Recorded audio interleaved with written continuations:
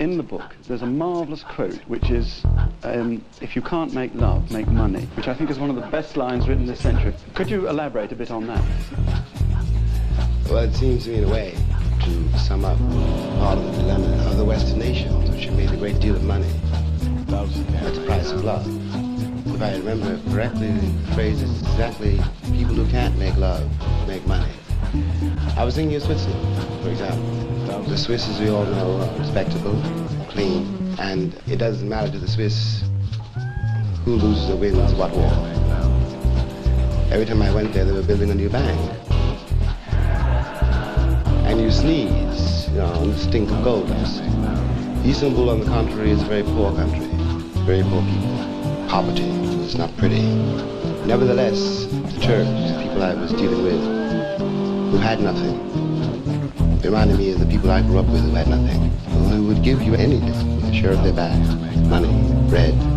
And if you fly from Istanbul to Lausanne, you find yourself in this alabaster setting, this kind of New Jerusalem, where nobody will give you the time of day, and the Swiss don't even speak to each other. Do the Americans? Well, I'll tell you who they don't speak to. The Republican Convention is not speaking to, any more than the New York Times is speaking to, the people in the streets. Well, not only black people, by the way. Mexicans and Puerto Ricans. America has a vast, poverty-stricken population. None of whom are Republicans. Oh, some of them think they would like to be. Some of them think they would like to be Democrats. All of them think they would like to be Americans. And what is at issue here is a tremendous gap between the American dream and what America is really like.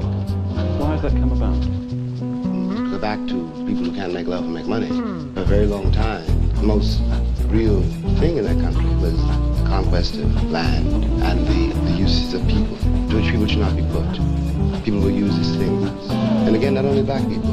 Now, the bill for this tremendous moral and spiritual defection has now come in. It is impossible to believe that the peculiar gallery of candidates America has lately produced are the best people in that country.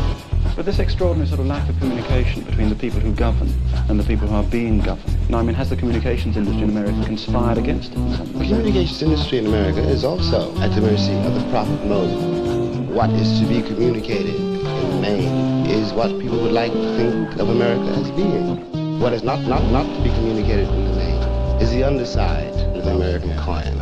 The situation of miners in West Virginia. The situation of black people all over the country. The situation of the textbook industry in which black people are taught that they're worth nothing. What is not to be communicated is what really activates this peculiar republic.